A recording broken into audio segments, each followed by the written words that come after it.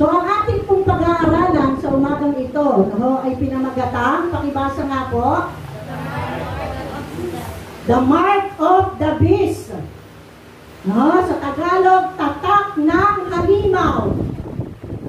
Tatak ng halimaw. Ano po ba sa palagay nyo yung tinatawag na tatak ng halimaw? Pakilakas nga po. 666. Yan po ang number ng Satan. Okay. So, sa oras na ito, tayo po ay babasa sa aklat po ng Revelation, chapter 13, beginning verse 15 to 18. Ano po yung sinasabi dyan? Pwede po ba nating basahin? Sabi po dyan, pinahintulutan din ng pangalawang halimaw na bigyan ng hininga ang larawan ng unang halimaw.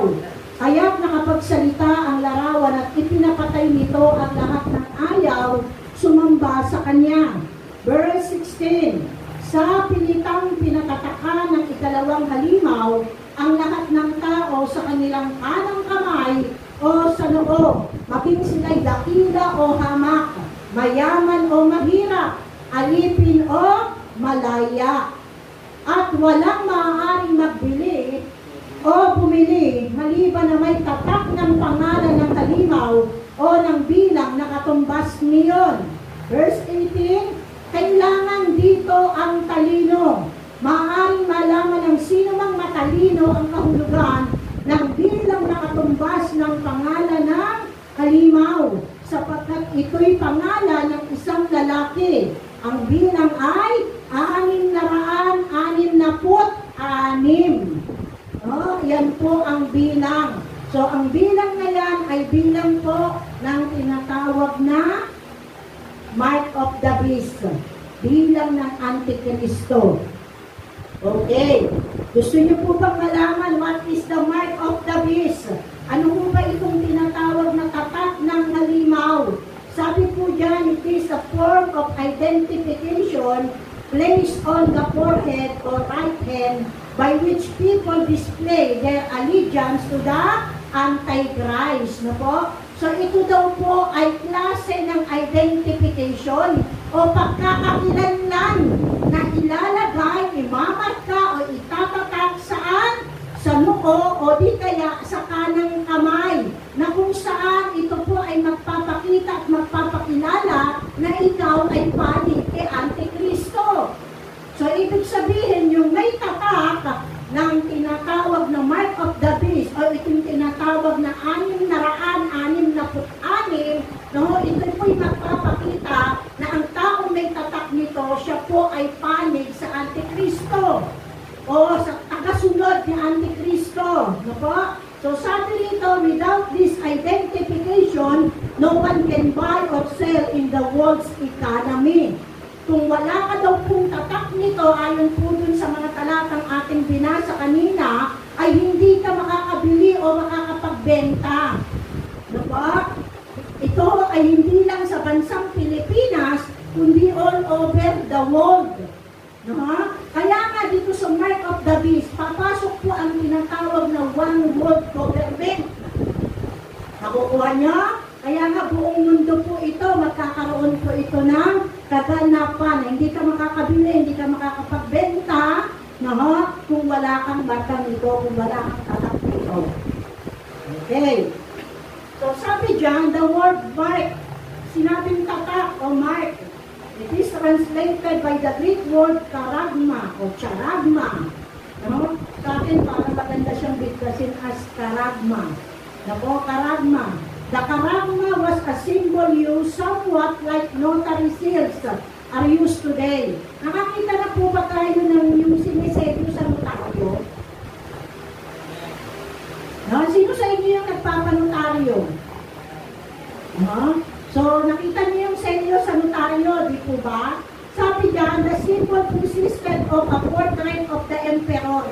No? Doon sa notary seal, ang nakalagay daw po yung portrait o larawan ng emperor o namumuno. No po? Sa isang bayan. And the year of his reign at yung panahon ng kanya pong pamumuno. So, ibig sabihin, kung saan bansa ka, yung larawan ng namumuno sa inyong bansa, yun yung nakalarawan doon. Nakukuha niyo po? At kung ilang taon na po siya na namumuno. Sabi dyan, it was required to complete commercial transaction and was stamped in wax on official documents to authenticate their validity. No? Kapag selyado, ibig sabihin tapos ang transaction. Amen? Selyado ang transaksyon. Amen po ba? Authenticated at valid. No? Hindi invalid. Kaya nga pag nagpagawa ka ng isang dokumento na may notaryo, ng isang abogado, it is valid. Amen? Kasi pangalan ng abogado na andoon. Di po ba? No? At dun sa selyo, dun sa notaryo, nakalagay ang larawan ng Pangulo at na panahon ng kanyang paglilingkod. Nakukuha niyo po? Okay. Sabi dyan, the mark of the beast will function in a similar way. No? Pagdating po sa tatak sa marka, ganun din po ang nangyayari. Identifying those who bear it as worshippers of the beast and permitting them to conduct financial transaction. No? Doon sa tatak ng halimaw, ganun din po. Di ba kanina yung sa notary seal, pag meron nun, is valid. Pwede kang mag-transact, tapos ang transaction. Amen? Magiging mabilis ang transaction. Amen po ba? No? So, ibig sabihin na ikaw ay residente o mamamayan ng bayang yaon. Amen? So, ganun din po, dun sa mark of the beast, ina-identify, pinapakita nito na ikaw naman ay worshipper ng beast o ng halimaw. Sumasamba ka sa halimaw at ito ay nagbibigay pahintulot sa iyo para makapag-transact ka financially. Hello?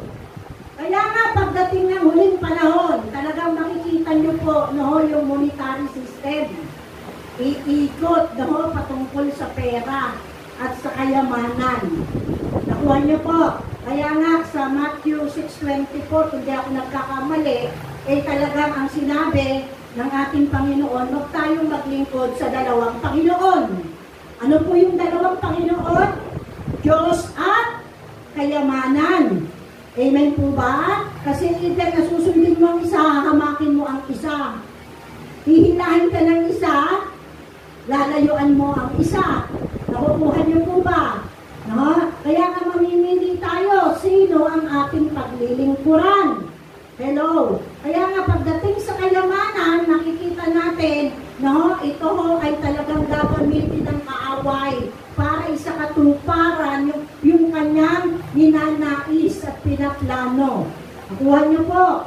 So sabi po rito, napakarami pong teorya, napakarami pong spekulasyon, napakarami pong mga bali-balita, at sabi-sabi po ng napakaraming tao patungkol po sa tinatawag na tatak ng halimaw. Marami tayo pa, marami tayong napapanood, marami tayong nababasa sa internet.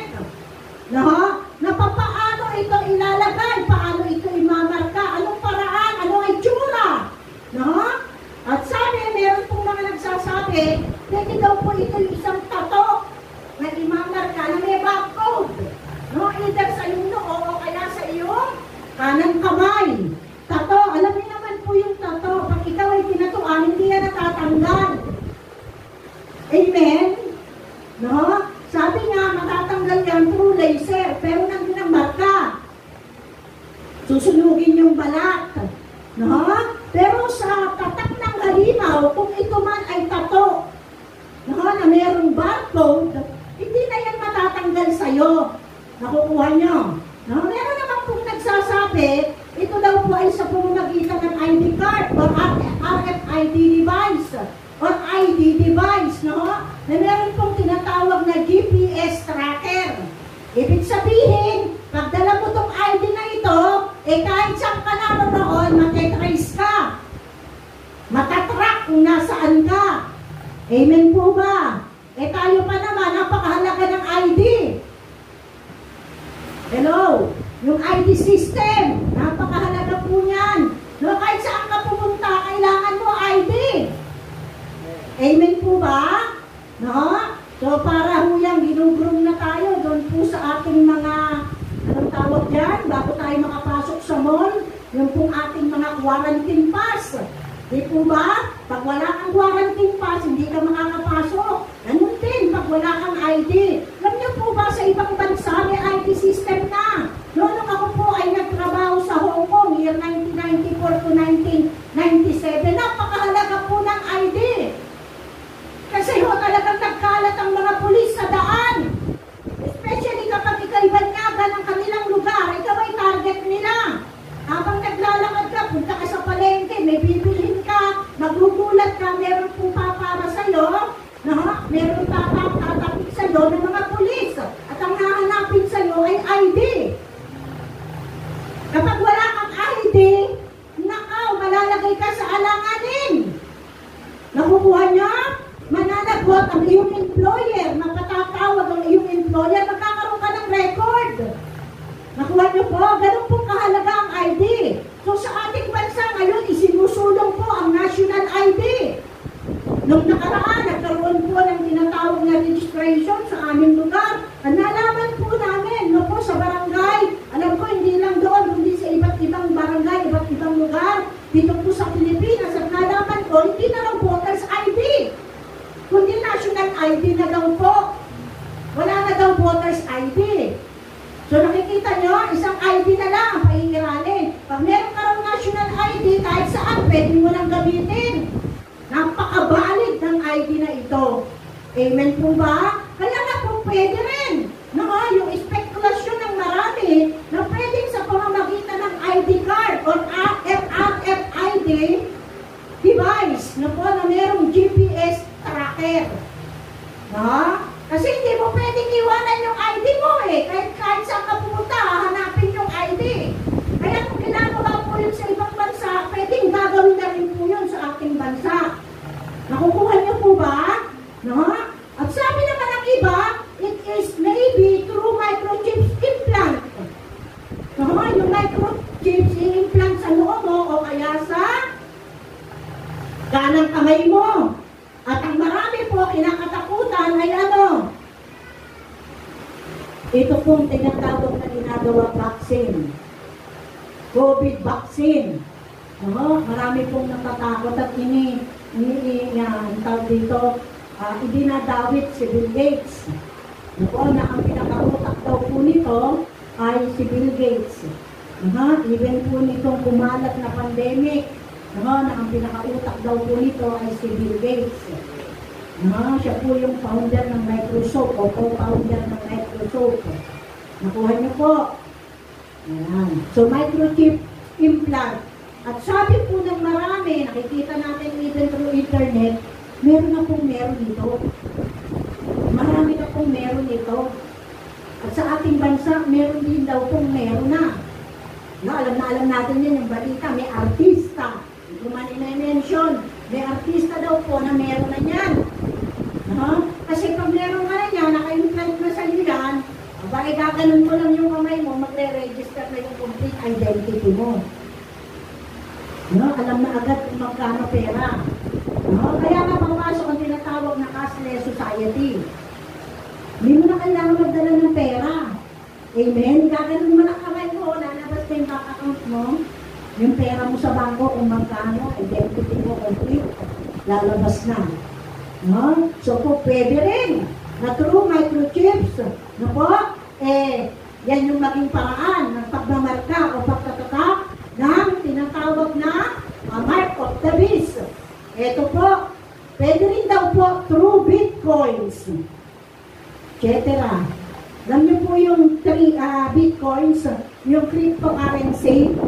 Narinig niyo na po ba yun? Bitcoins. Sabi po dito, yung Bitcoin, this is the first digital currency, beat the hackers, and sabi po rito, the blockchain is the software that make it works. So yung Bitcoin daw po, ito yung first digital currency.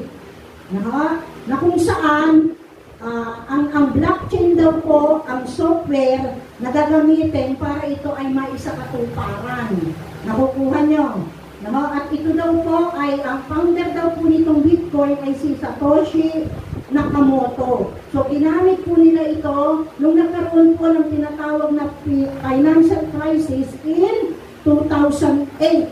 Ako? So ito ho ay po pwede rin gamitin, no? Sasamantalahin yung mga panahon ng kahirapan. No? So digital na po ito. Lilipat sa account mo, no? Yung kayamanan, yung pera, no? Digitally, hindi mo kailangan ng cash. No? So even through bitcoins, marami pa po mga spekulasyon ang napakaraming tao na sa pamamagitan daw po nito, no, yun daw yung pagmamarka na gagawin. Hindi po natin alam. No po? Kasi bakit? Sa Biblia, hindi naman po idinitalye. Hindi naman po sinabi kung papaano itatatak at imamarka ang tinatawag na tatak ng halimaw. At kung ibinigay daw po, no po, ito pong pangitain, no? Yung tatak ng halimaw, yung mga pangitain ng huling, ng mga magaganap sa huling kapanahunan, sa time po ni Apostle John, no? Wala pa ho, hindi pa uso yan, mga nakikita po natin yan. No? Kaya maaari, kung ano po yung mga nagpapanahon sa kasalukuyan, iyan ang gagamitin para markahan at tatakan ang isang tao, no, na magdi-deny ng kanyang pananampalataya kay Kristo o susunod sa Antikristo, no, sasamba sa Antikristo. Nakukuha niyo po ba, mga kapatid? Maliwanag po ba? Okay. So, nakikita niyo? So, ayan po yun. Ayun po yung tawag dyan. Yung microchip, sabi niya, para siyang kasing laki ng butil ng bigas. Na? So, ayun po yung ID, ayun yung barcode, ito po yung aking ID. So, ayan po. Ayan po yung Bitcoin. Tingnan niyo yung Bitcoin. Nilagyan na ng tawag dito, suhunay. So, that is pwedeng yan din daw po ang maging part of the list. Nakukuha niyo po ba? Now, sa Biblia, ano po ba ang malinaw na sinasabi? Kasi yung mga kaninang tinurang, hindi natin nakita sa Biblia. Amen? Kasi kinakailangan, nakabase po tayo sa mga sinasabi ng Biblia. Amen po ba? So ano po ba yung malinaw na ipinapaliwanag at pinapakita ng Biblia patungkol sa tinatawag na tatak ng halimaw? Pakitanong ang katabi mo, gusto mo bang malaman, kapatid? Ikaw ba'y gising pa? Huwag kang tutulog-tulog para hindi ka mamarkahan. Walang matutulog. So, una, sabi dyan, ano po yung malinaw na sinasabi ng Biblia tungkol sa tatak ng halimaw? Number 1, the mark of the beast will be instituted in the end times during the reign of the Antichrist. No po? So, ang mark of the beast daw po ay itatatag sa huling kapanahunan, no, sa panahon ng paghahari ng tinatawag na Antikristo sa tribulation period. Di ba nadaanan ko yan nung tayo nag-aaral sa tribulation? Amen po ba? No? So, ano po yung sinasabi sa Revelation chapter 13? Buo po yan. Hindi ko na po siya babasahin ng buo. No po, tingnan nyo na lang po, basahin nyo po sa inyong mga bahay. No? So makikita nyo dyan na sa huling panahon, sa paghahari ng Antikristo, sa panahon ng tribulation o matinding kahirapan, no? Doon po yan itatatag. Doon po yan mangyayari. Yung tataka ng halimaw. Pangalawa, the mark of the beast is required for anyone to be able to buy or sell.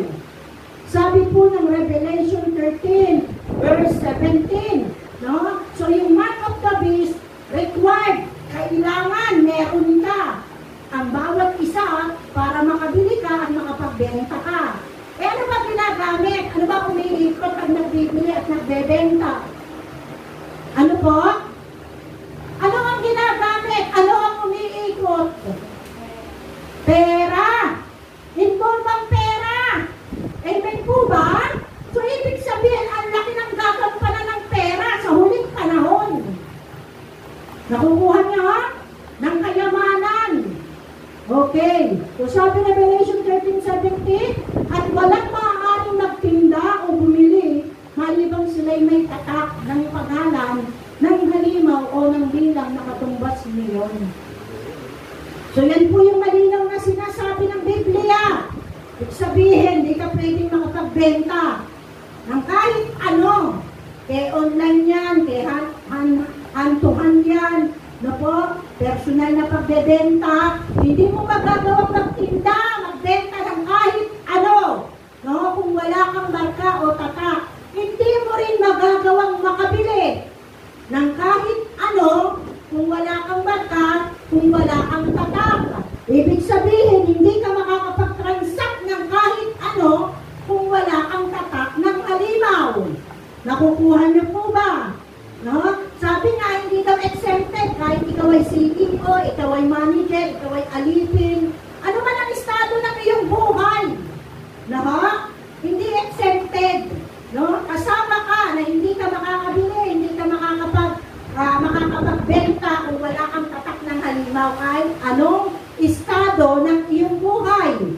Nakukuha niyo po ba? At sabi rito, no one will be able to function without this mark. Wala kang magagawa pag wala kang tatak. Nakukuha niyo? Eh tayo pa naman, kung hindi tayo kakayod, wala tayong kakainin. Nakukuha niyo? So napakahalaga ng marka para may magawa ka. Nakukuha niyo po ba?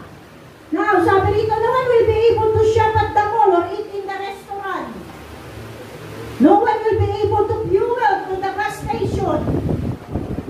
Kahit may sasakyan kang magara, pag wala kang tatak ng halimaw, walang silbi ang sasakyan mo. Nakukuha niyo po ba? Tayo kung ba'y gising pa. Kaya nga, yung bandong gabi, sabi ko rito, tribulation trademark. Kaya mapag-aalaman mo, dito mo makikilala. Kapag pumasok yung tatak, nasa panahon ka na ang tinatawag na tribulation period. Nakukuha niyo po ba? At may mga nagsasabi pong mga propeta, uulitin ko, na dadaanan po natin ang panahon ng tatakan. Kasi yan nga daw po, ang final testing sa mga Kristiyano. Pero ulitin ko, ang pananampalataya nga po natin, pinag-rapture muna, bago dumating ang tribulation, dumating ang panahon ng tatakan. Gawa, ipanalangin niya po natin na ganoon po ang mangyari at maganap. Kasi walang bagay na hindi nakukuha sa panalangin. Pero sabi ng salita ng Diyos, na kung hindi pa iikliin ng Diyos ang panahon na yon, ay walang mga hinirang na maliligtas. Kaya para daw sa mga hinirang, pag-iikliin ng Diyos ang panahon na yon. Nakukuha niyo po? So, kung pag-aaralan niyo po yon, pwede na yung sinasabi po ng mga propetang ito ay tumutugma. Nakukuha niyo? Pero tayo, dahil nga mga anak po tayo ng Diyos, nananampalataya tayo, nai-inspire tayo ng Panginoon sa matinding kahirapan. Pero kung makikita ng Diyos na po, na tayo pong mga Kristiyano, paisi-isi lang. Kahit may mga pinagdadaanan na, paisi-isi pa rin. Pwede tayong i-allow ng Panginoon sa ganong panahon. Nakukuha niyo po ba? Kasi hindi natin hawak ang kalooban at puso ng Diyos. Ang isip niya mas mataas sa isipan ng tao. Ang paraan niya mas mataas sa paraan ng tao. Amen po ba? No, pag ginusto niya, walang makapitigil. Kasi Diyos siya. Tayo po'y mga nilalang niya. Sino tayo para makapagreklamo? Amen? Ang kailangan, maghihanda po tayo. Ano man oras ang lumapit, ano man ang pwedeng mangyari sa mga susunod na panahon. Nakukuha niyo po ba? Pangatlo, everyone who has the mark is required to worship and serve the Antichrist. So pag may magkaaraw na po ng halimaw, kailangan maging buhay mo na. No? Sambahin mo, obliged ka, required ka, nasambahin mo at taglingkuran ang tinatawag na Antikristo. Hello? Sabi ng Revelation 19:20, anong sabi dyan? Nabihag ang halimaw, gayon din ang bukad na propeta na gumawa ng mga ng mga kababalaghan sa harap ng halimaw upang dayain ang mga taong may tanda ng halimaw at sumamba sa larawan nito. Ang halimaw at ang huwad na propeta ay inihagis ng buhay sa lawa ng apoy na nagliliyab sa asupre. Nakuha niya? Pag may tatak ka ng halimaw, automatic, sasamba ka sa larawan nito. Amen? So, pahayag, 20 verse 4. At nakakita ako ng mga trono, at ang mga nakaupo doon ay binigyan ng karapatang humatol. Nakita ko rin ang mga kaluluwa ng mga taong pinugutan dahil sa pagpapatotoo tungkol kay Jesus at sa pagpapahayag ng salita ng Diyos. Hindi sila sumamba sa halimaw ni sa larawan nito. Ni tumanggap na ng tatak ng halimaw sa kanilang noo o kamay. Binuhay sila upang maghari kasama ni Kristo sa loob ng 1,000 taon. Tingnan niyo po yung nangyari. Na po, dun sa mga hindi sumamba, ano po nangyari sa kanila? Pinugutan po sila ng ulo. Pinapusik po sila ng matindi. Naranasan po nila yung very severe persecution. Na po, sila po ay pinatay. Kaya nga sa huling kapanahunan, pag dumating ang panahon ng tatakan, talagang tutugisin yung mga naiwan, tutugisin yung mga may marka ng Panginoon, tutugisin yung mga sumusunod sa ating pong Panginoon.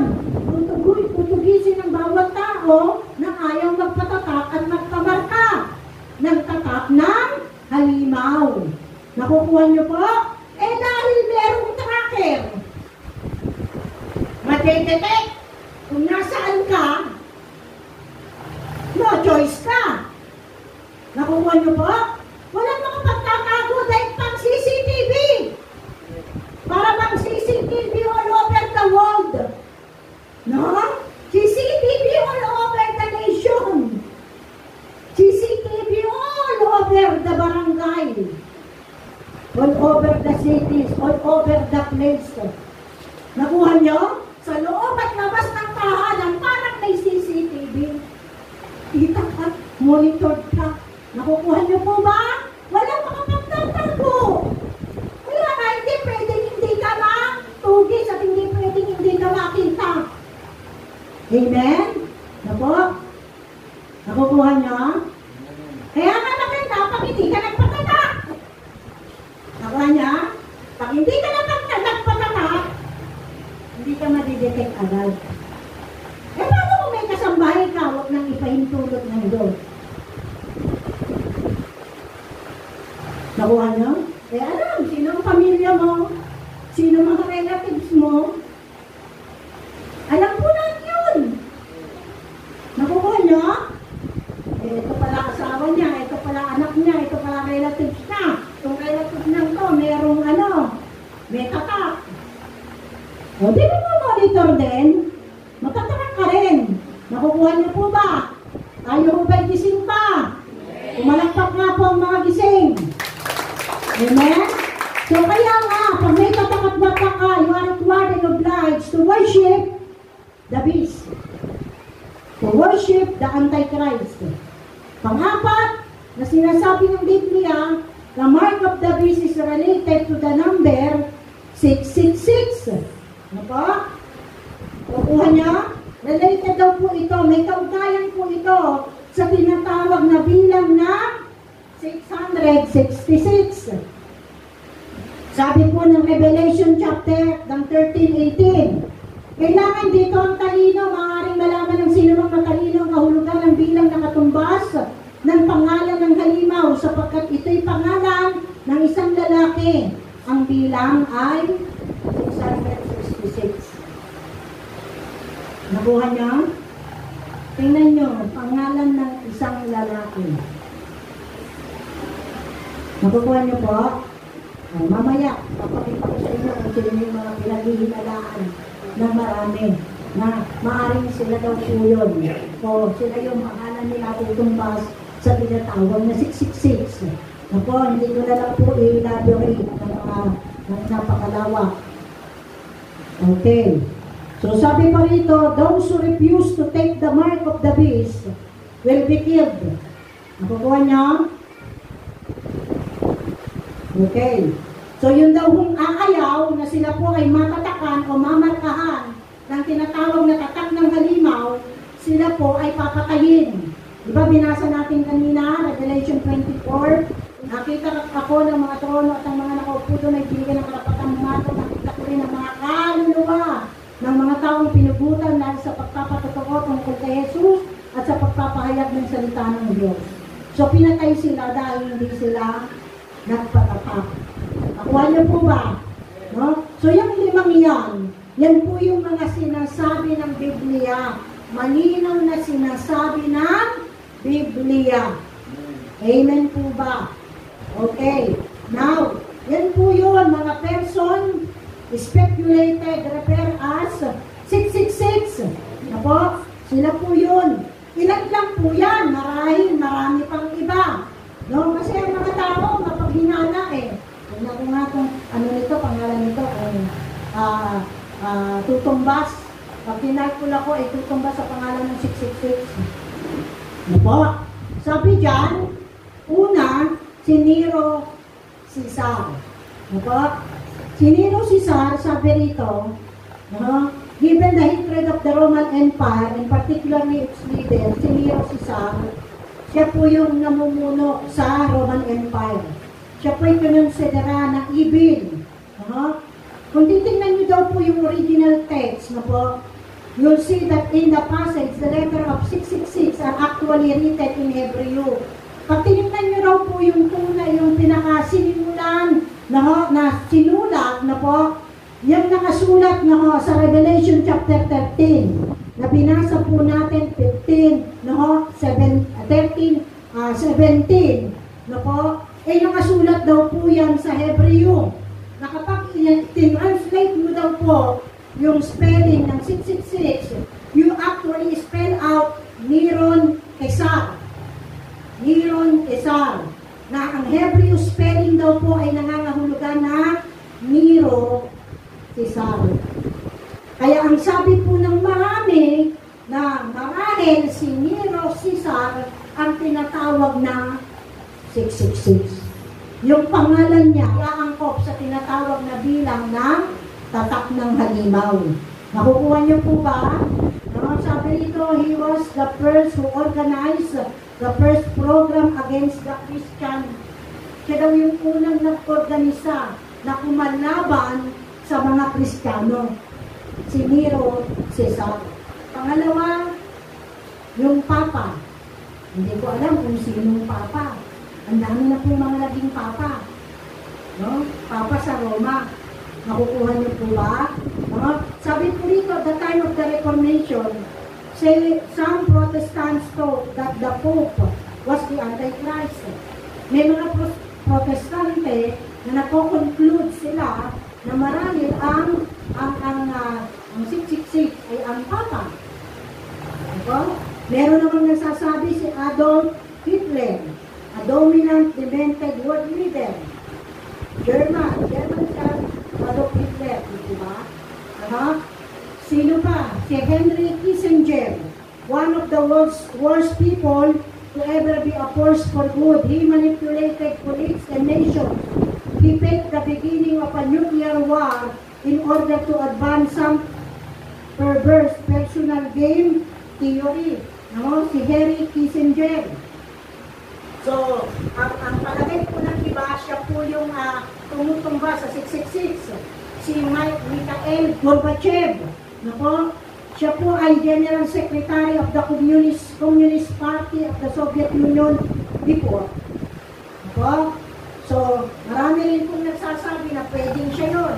Pwede rin si Johnny Carson, na American comedian host of The Tonight Show, established the standard format for television chat shows. So, sabi po dito, si Johnny daw po yung nag-start ng comeback ng cable channel na 666. Kaya sabi nila, baka si Johnny Carson. Pwede rin po si Oprah Winfrey. Kilala niya. So, Oprah Winfrey, kilala po yan sa ibang bansa. Sabi rito, American talk show host, television producer, actress, author, Illuminati. Pero yung nag-alaga kay Charisse Pentento. Nakuha na? Ano? Si Oprah.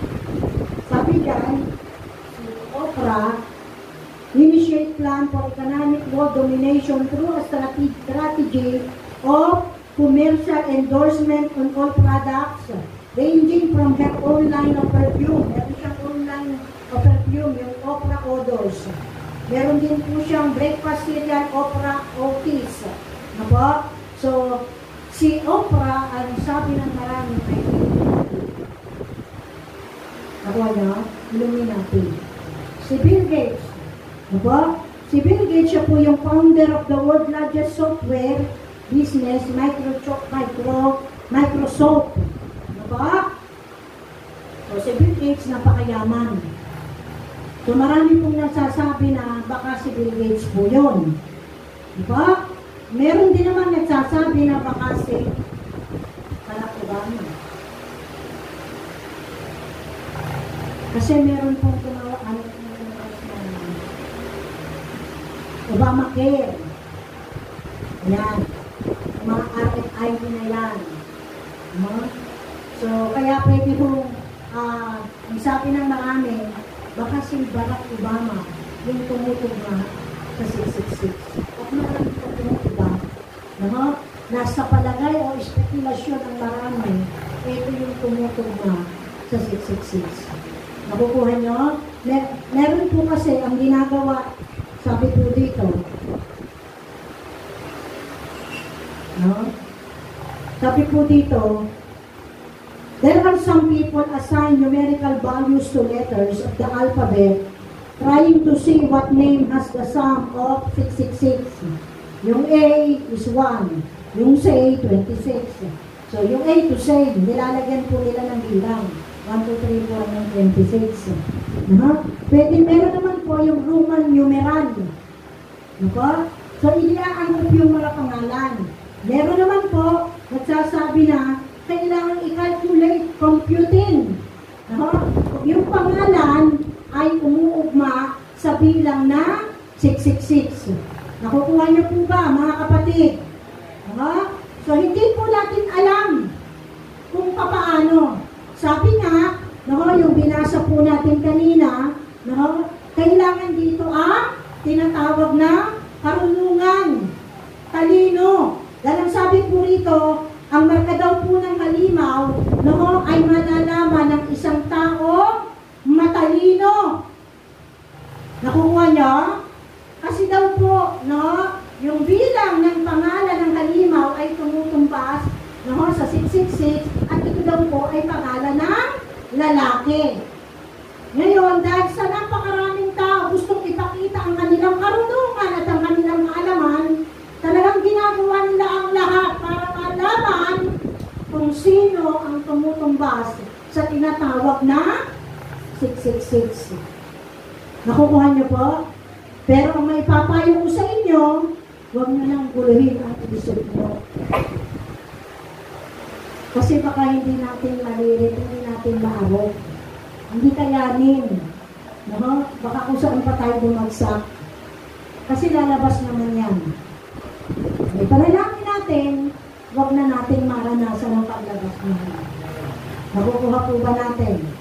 Now, sabi diyan, so why will the world accept this mark during the tribulation? Bakit patatanggapin ng mundo itong markang ito sa panahon daw po ng tribulation period? So, para masagot ito, kinakailangan maunawaan daw po natin yung power and persuasion of the Antichrist. Sa panahon ng Antikristo, bibigyan siya ng kapangyarihan. Lalakas ang kanyang kapangyarihan. Amen? At bibigyan siya ng kakayanan para mapasunod niya ang tao sa mundo. Magaling siyang magpasunod. Mapulaklak ang kanyang labi. Amen po ba? So, may mga nagpapalagay na itong Antikristo ay pwede raw pong isang religious leader. Pwede rin pong mga high-ranking government official, leader of the nation. Famous people. Mayayamang tao, kilala. Pwedeng sila daw yan maging antikristo. Nakukuha niyo po? Pero huwag niyo nang guluhin ang naisipan niyo. Sabi dyan, let's examine how and why the mark will be implemented. Paano ito i-implement? The implementation of the mark. Many Christians are surprised to learn that the mark of the beast will not be implemented personally by the Antichrist. Hindi po mismo yung Antikristo ang magtatatak nito at magmamarka sa isang tao. Nakukuha niyo po? The beast that arises from the sea. Siya po yung Antichrist na makikita natin sa Revelation 13:1. Sabi diyan, pagkatapos ay nakita ko umahon sa dagat ang isang halimaw na may 7 ulo at 10 sungay. May korona ang bawat sungay nito at sa bawat ulo ay nakasulat ang mga pangalang lumalait sa Diyos. Hello? Antikristo po yan. Pero hindi siya po yung literal na magtatatak niyan at mag-i-implementa niyan. At magtitrigger niyan. Sabi diyan, later, in the same chapter, John explained that this mark will be initiated by a second beast, yung pangalawang halimaw. Antikristo, unang halimaw. Di po ba? Itong pong beast, sa second beast, ito yung pangalawang halimaw. The false prophet, the beast coming up out of the earth, who is later identified as the false prophet. Ito po yung bulaan o huwad na propeta. Sabi po ng Revelation 16:13. At nakita kong lumalabas mula sa bunganga ng dragon at ng halimaw at ng huwad na propeta ang 3 karumal-dumal na espiritong mukhang palaka. Nakuha niyo ba? While the false prophet will be the implementer of the mark. So ang nag-i-implement yung false prophet, the second beast. Nakukuha niyo po ba, mga kapatid? He will be acting on authority that comes from higher up. Yung authority galing sa nakakataas. As John tells us, sabi po rito, he exercises all the authority of the first beast. Revelation 13:12. Sino po ito? Ginamit niya ang lahat ng kapangyarihan ng unang halimaw upang ipatupad ang kagustuhan nito. Ang lahat ng tao sa lupa ay pinilit niyang sumamba sa unang halimaw na nasugatan ng malubha, ngunit gumaling na. And where does the first beast, the Antichrist, get his power? Yung pong second beast, hindi siya gaganap kung hindi siya inuobliga, kung hindi siya pinag-uutusan ng unang halimaw na Antikristo. Nakukuha niyo po? At sino naman, saan naman galing yung kapangyarihan ng Antikristo? Sabi dyan, the dragon, who is Satan, gave him his power, his throne, and great authority. Sabi po ng Revelation 13:2. So Satan himself will instigate. Siya po ang uudyok nito. All the terrible evil of the tribulation period with the Antichrist and the false prophet acting as his diabolical agent. So sila po yung mga agent lang para sa katuparan yung kasamaan ni Satanas. Nakukuha niya? Si Antikristo, na uutusan si false prophet, ang pangalawang halimaw. Malinaw po ba? Sabi ng Revelation 13:2, ang halimaw ay parang leopardo, ngunit ang mga paa nito ay tulad ng mga paa ng oso, at ang bibig ay parang bunganga ng leon. Ibinigay ng dragon sa halimaw ang kanyang sariling lakas, trono, at malawak na kapangyarihan. So nakuha niyo na po kung saan galing ang kapangyarihan. Sa dragon. Dragon na sumisimbolo kanino? Kay Satanas, yung matandang ahas. Nakuha niya? Nanalukso doon sa panahon ng Genesis kay Adan at kay Eva, si Satan. So maliwanag na ang tumukso sa tao, sino? Si Satanas. Nasa huli, siya rin po ang uudyok sa unang halimaw sa Antikristo na magpapasa naman ng tungkulin sa pangalawang halimaw sa false prophet. Halinaw po ba? yung implementation ng authority. Para may isakatuparan itong tinatawag na tatak ng halimaw. Sabi diyan, the false prophet working on behalf of the Antichrist will use the subjugate word during the tribulation period na sinabi po ni John sa Revelation 13:16 to 17. So sabi po dyan, yung false prophet po ay gagawa on behalf of the Antichrist. Siya lang yung magsasakatuparan. At gagamitin niya po yung marka para supirin ang mundo sa panahon ng tribulation period. Kagaya po ng sinasabi sa Revelation chapter 13:16 to 17. So hindi ko na po babasahin pa. So sabi dyan, distribution of government and religion will put the squeeze on rebels. Ito daw ang pagsasangib ng gobyerno at ng relihiyon ay ano tawag dito? Sasakal sa mga rebelde. Sino yung mga rebelde? Yung ayaw magpatatak. So sila po yung sabing rebel dyan. Leaving them nowhere to turn. Hindi na nila ngayon alam kung saan sila pupunta dahil tutugisin po sila. Dahil ayaw po nila magpatatak.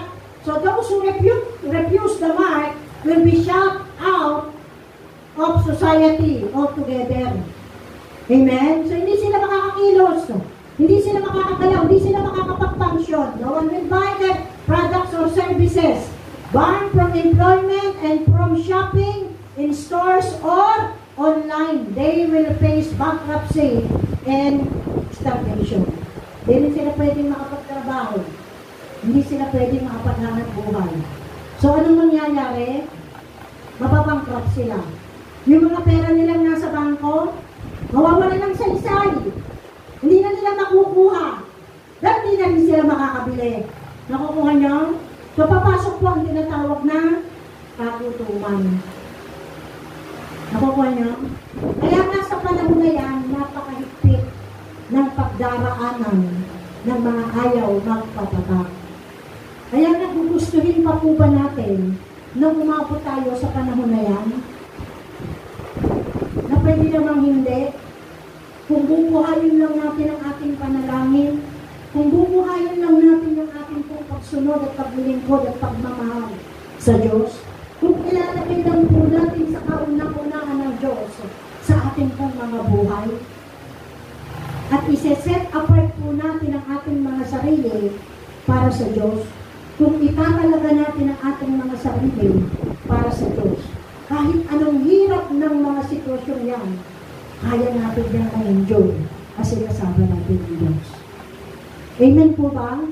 So sabi dyan, the Bible is clear that Satan's intent for this mark, so ang intensyon, sinasabi, nilalarawan ng Biblia, na intensyon ni Satanas, bakit niya isusulong ang tatak ng halimaw, sabi diyan, not only to keep them from means of survival. Hindi lang daw sila para hindi makasurvive sa buhay. Hindi lang para sila ay gipitin. At wala silang kakainin, gugututin sila. Hindi sila makakabili, hindi sila makakapagbenta. But also, sabi diyan, to force them to a decision. Para mapwersa sila na magdesisyon. Para, sabi diyan, will they continue to stand for Christ? Refusing the mark, despise the hardship promised. Nakukuha niya? Hindi para sikilin lang sila, kundi para mapwersa silang magdesisyon. Kung mananatili pa rin ba silang tatayo para kay Kristo? Hindi pa rin ba nila nakaligdan si Kristo? Ganong ang hirap na ng pinagdadaanan nila? Nagugutom na? Kaya nga sa ulit pa raw, kahit damit, kakainin. Kaya nga di ba alam kung sa Book of Joel po yun, kahit anak, kakainin. Nakukuha niyo po? Mangyayari po yan dahil sa matinding kagutuman. Kasi sa panahon natin, marami nang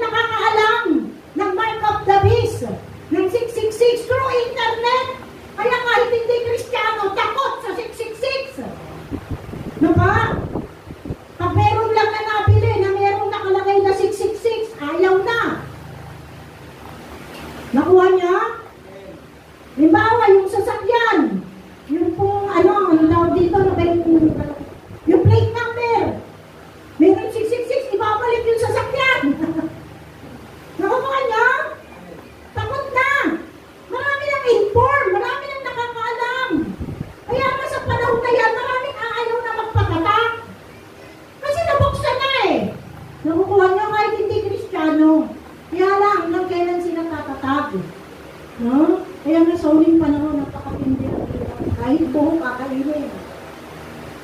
Kahit yung maze na lumalabas sa katawan, yung ihi at yung dumi, pwedeng kainin. Oh, lucky. Ito ba? Pero pwedeng mangyari yun. Kahit siguro tubig sa kanal.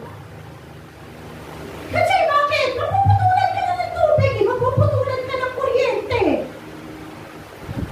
Di ka na makakabili ng gasol. Nakuha nyo? Napakatinding kagutuman ang pwedeng mangyari. Kaya nga kahit hindi pwedeng kainin, pwedeng kakainin. Diba? Kaya nga talagang mapupwersa ang marami. Ano? Tayo ka pa rin para kayo Kristo? Ayaw mo pa rin magpatatak? Tingnan ko na. Nakikita mo, nag-iiyakan mga anak mo. Kaya nga sa panahon na yun, mas mainam pa raw na yung wala na, hindi ka buntis. Wala kang pasusuin. Wala kang baby. Na kailangan ng gatas. Nakukuha niyo po? Or, sabi diyan, will they succumb to the loyalty demands of Satan and take on the mark to relieve that hardship? Isusuko na nila yung kanilang katapatan sa Diyos. Pasakop na sila kung sa panas. Kukunin na nila yung marka para hindi na sila nahirapan. Pwede po. Pwede po. Kasi matinding hirap yung dadaanan. Magagawang isuko kahit Kristiyano. Kahit tumanggap na kay Kristo, magagawang isuko. Ang kanilang pananampalataya. Happy. Alam-alam lang. Makabili, makakain, makainom, matugunan ang mga pangangailangan. Ito niyo po? Sabi dyan, abusing the mark will cause temporary suffering. But the Bible assures us that the suffering of this present time are not worthy to be compared with the glory which shall be revealed in us. Romans 8:18. Yun daw pong hirap ng tatakan. Temporary suffering yun. Nandito lang yun sa mundo, kaya temporary. Nakuha nyo? Nandito lang sa mundo. Pero, tingnan nyo, ang hirap na yun hanggang dito, pero meron pong salita ang Diyos. Meron pangako ang Diyos. Na yung hirap natin, sabi dyan, Romans 8:18, para sa akin, ang mga pagtitiis natin sa kasalukuyan na hindi maihahambing sa kaluwalhati ang nakakayag sa atin banang araw. Amen? Yun ay tiising dito lang sa lupa. Kaya nga, di bali nang ikaw ay mapugutan ng leeg. Di bali nang ikaw ay patayin. Patayin ang anak mo, patayin ang mga mahal mo sa buhay, ipikit mo ang mata mo. Huwag ka lang matatakan. Kasi, bakit? Anyone who receives the mark of the beast is eternally condemned. Pag ikaw ay nagpatatak, isa ka, kandidato ka, makakasama mo si Satanas, at ang pwersa niya na itatapon saan? Sa lawa ng apoy ng impyerno. Tingnan nyo. At sumunod sa dalawa ang ikatlong anghel na sumisigaw ng malakas, sino mang sumasamba sa halimaw at sa larawan ito at nagpatatak sa kanyang noo o sa kamay, ay paiinumin ng Diyos ng alak ng kanyang puot na walang halong ibinuhos sa kopa ng kanyang galit. Pahihirapan sila sa apoy at asupre sa harapan ng mga banal na anghel at ng kordero. Ang usok mula sa apoy na nagpapahirap sa kanila ay mag-aalab magpakailanman. Araw at gabi ay maghihirap ng walang pahinga ang mga sumamba sa halimaw at sa kanyang larawan at ang mga natatakan ng kanyang pangalan. Yun po ang nakakalungkot. Dahil sa hirap na iyong tinataglay, mapupersa ka, na italikdan ang iyong pananampalataya, tatanggapin mo ang bata. Pero I'm sorry to tell you, eternally condemned ka. Isa ka sa itatapon sa dagat-dagatang apoy ng impyerno. Ang katwiran ng iba pa naman hindi totoo yan. Baka naman wala naman talagang impyerno. Baka naman wala naman talagang lawa ng apoy ng impyerno. Saka na yun, ibali na, impyerno na kung impyerno. Meron pong ganung tao. Di po ba? Ma-impyerno na. Basta, okay ang buhay namin dito sa mundo. Sabi nga, sapat ng alalahanin mo, sitwasyon mo ito. Namit ang salita ng Diyos. Diba? Sapat ng alalahanin mo, ang pangangailangan mo ngayon, saka na raw yung bukas. Nakuha niyo po? Nakakalungkot dahil isa ka sa pwedeng napangalan. Nakuha niyo po mga kapatid. Kaya nga, mga kapatid, kaibigan, maging matatag po tayo sa ating pananampalataya. Ang tanong, kailan ka magpapakaapoy? Kailan ka magpapakalubog? Kailan ka magpapakalalim? Kailan mo mamahalin ng buong puso, buong lakas, buong kaluluwa ang Diyos mo? Kailan ka magpapatianod sa kalooban niya? Kailan mo ipapasakop ng lubos ang iyong sarili? Kailan? Kailan? Pakasigaw ng malakas, kailan? Ngayon, hindi bukas, hindi sa makalawa, hindi sa darating na panahon, hindi sa katapusan ng mundo, kundi ngayon. Para anumang oras dumating ang mga daraanan yan, kung ipahihintulot man tayo ng Diyos dyan, nakahanda tayo. Meron tayong matinding at masidring pagmamahal sa Diyos na hindi natin siya magagawang talikdan anuman ang mangyari. Amen po ba? Tayo po'y tumayo sa presensya ng Diyos. Meron po ba tayong naintindihan? Amen. Ikaw ba'y buhay at gising pa? Amen. Gising na gising! Amen. Palakpakan po natin ang Panginoon. Manalangin po tayo, individually, mga kapatid sa Panginoon.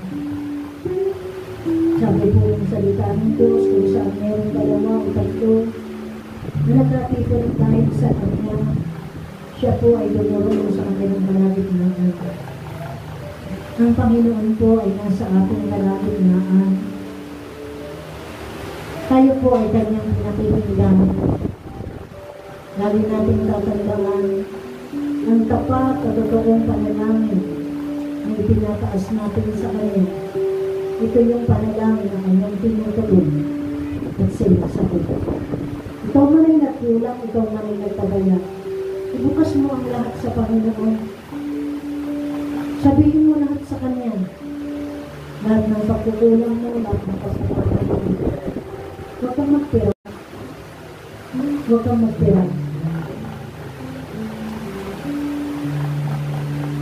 Natinayin mo sa Panginoon. Magbabal na sa iyo at itong pag-anasa. Ang talagang makasunod ng buong puso sa Kanya.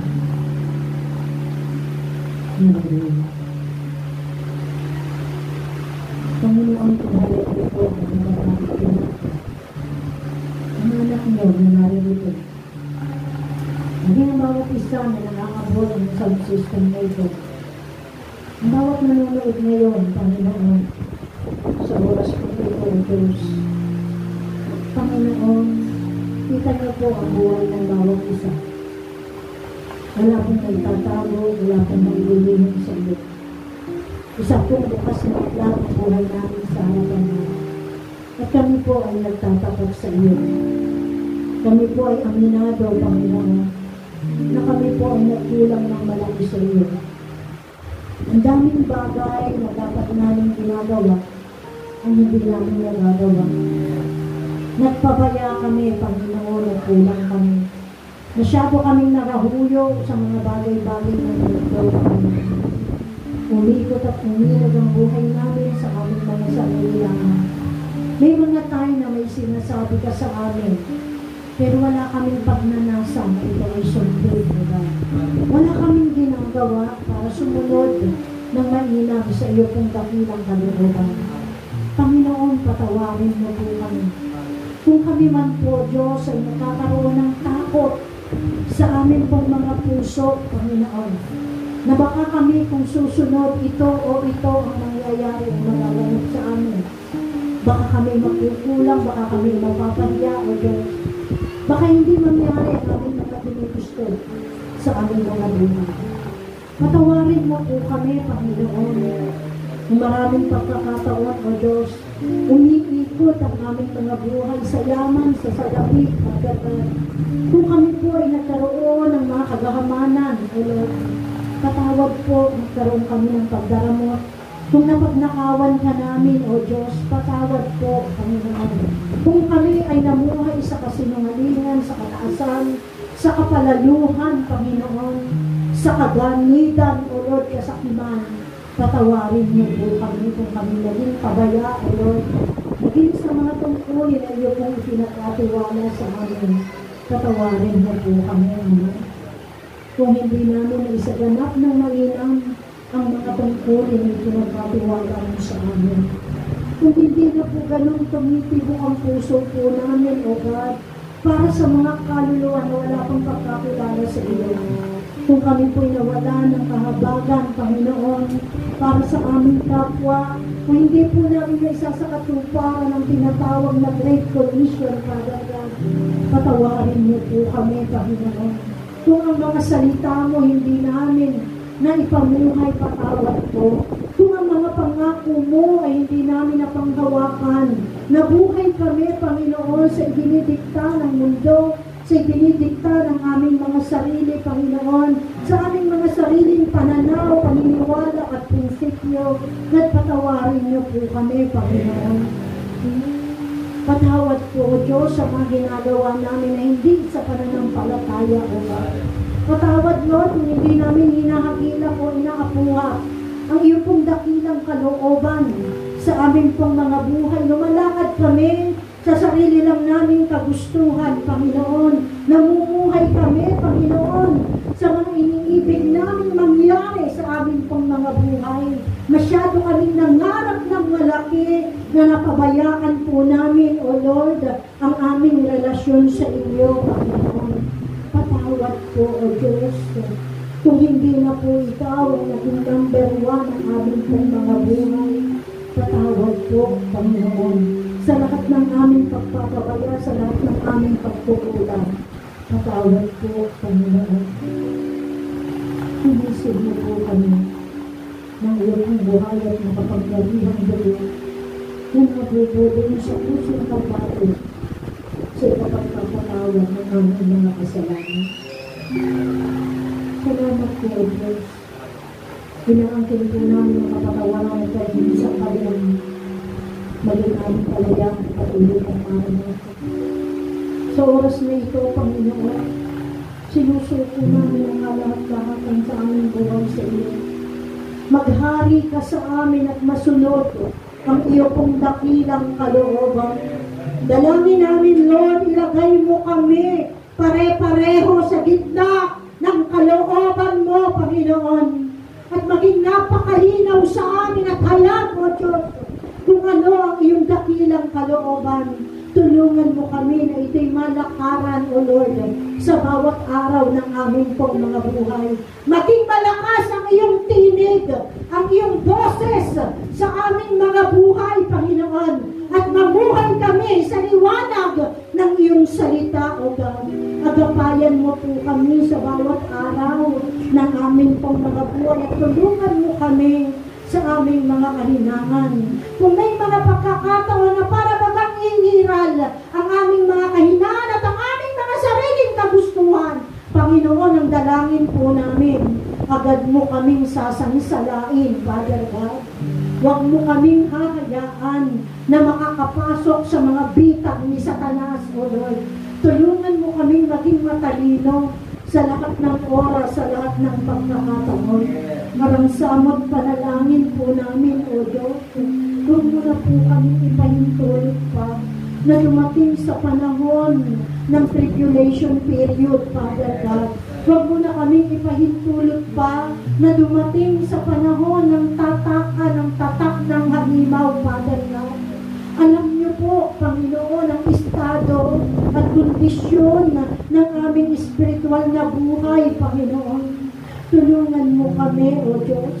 Ano man ang pagdaraanan pa namin ay pahihintulot mo, Ama. God, ma-endure po namin ang lahat ng ito. Tulungan mo kami, Lord, na patuloy namin matutunang makapagpasakop ng malaya sa iyo pong dakilang kalooban. And whatever your will, O God, upon your people, ine-enforce po namin ang kaganapan ng lahat ng ito, O Diyos. Place us all in the center of thy will, O God, in the mighty name of Jesus. Ang dalangin ko po, Diyos, ilagay mo lamang iyong mga anak sa gitna ng iyong kalooban.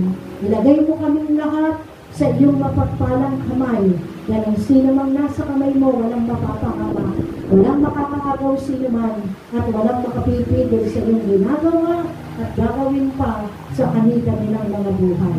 Palakasin mo po ang buhay ng bawat isa, pagalingin ang sino mang may mga sakit, karamdaman, O God. Sa oras na ito, kapatid, kaibigan, yung ating pong mga kamay, yung kanan po natin, ating pong itaas sa Panginoon. At yung kaliwa, yung kanan po natin, ipatong po natin sa anumang bahagi ng katawan po natin na meron po tayong dinadamdam o sakit. At yung pong ating kalimang kamay, itaas po natin sa ating pong Panginoon. At tayo po'y manalangin. Panginoon, nakikita niyo po, Lord, ang inyong mga anak sa oras na ito, ang bawat babae at lalaki, Panginoon, mga lingkod mo na narito, O Diyos.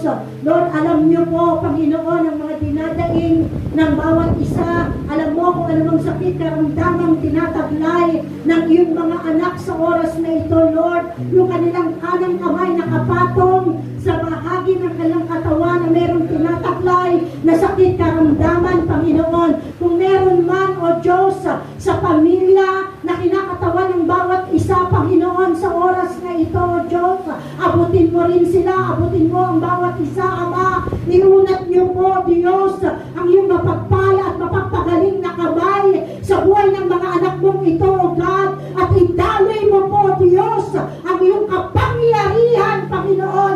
Tupukin mo po, O God, ng iyong pong banal na apoy ang lahat ng klase ng sakit, karamdaman na nagpapahirap sa iyong mga anak, Panginoon, sa pangalan ng Panginoong Jesus, O God. Naniniwala po kami nananampalataya na 2,000 taon na po mahigit ang nakakalipas, O God, na sa mga sugat at mga latay mo, kami po ay nagsigaling na, O Diyos, sa pangalan ni Jesus, O God. Kaya inaangkin po namin, O God, na ang sumpa ng sakit, karamdaman ay wala ng kapangyarihan sa aming mga buhay, sa aming pisikal na katawan, sa aming spiritual na buhay, sa area ng pinansyal, sosyal, moral, mental, O God, in all aspect of our lives, O God. We are free indeed, we are healed, O Lord, by your wounds and by your stripe, O God. And therefore there is now no condemnation to those who is in Christ Jesus, O God.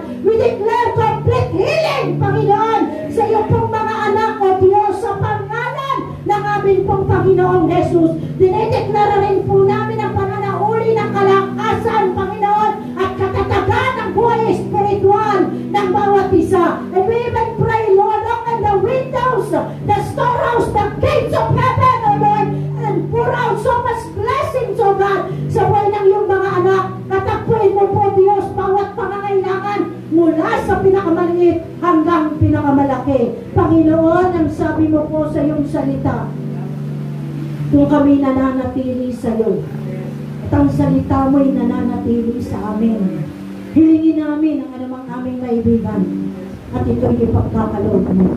Ang sabi rin po ng iyong salita, Lord, kapag kami nanalangin, manampalataya kaming nakanta na namin ito, at makakamta nga po namin, O Diyos. Inaangkin po namin ang kompletong kagalingan sa lahat ng aspeto ng aming mga buhay, maging ng aming mga mahal sa buhay na kinakatawan, Panginoon. Salamat po, Diyos, na kami ay lagi mong isinasama sa parada ng tagumpay. We are victors indeed, O God, and victors will reign forevermore, O Lord. We are victorious through the blood of the Lamb, O God, in the mighty name of Jesus. Thank you, God. Thank you, Jesus, for the victory, O Lord. Celebrating by your holy blood, even all the answers of our prayer, O God, everything that you have done upon our lives, Lord. Seal it all tightly with your holy blood, Father God, in the name of Jesus, and no retaliatory works of the devil can prevail upon your people, upon our loved ones, and upon all the area and aspect of our lives, O God. Maraming pong salamat, Panginoon! Hallelujah! At tunay na po, nananampalataya kami. We even declare, O Lord, wala sa mga anak mo ng Jesus Power Church Bacoor Incorporated at nakakasaksi ng gawain pong ito, Panginoon. Lord, dumaan man kami sa panahon na yon, walang mamamarkahan at matatatakan ng tatak ng kalimaw, O God. Inaangkin po namin ang matibay at matatag na pananampalataya at pagmamahal sa buhay ng iyong mga anak, Panginoon. Maraming salamat po. Seyuhan mo kaming lahat ng iyong buhay at makapangyarihang dugo. At tanggapin mo po, Diyos, ang lahat ng papuri, pasasalamat, kadakilaan at pagsamba sa natatanging pangalan ng aming Panginoong Jesus. Ang lahat ay magsabi na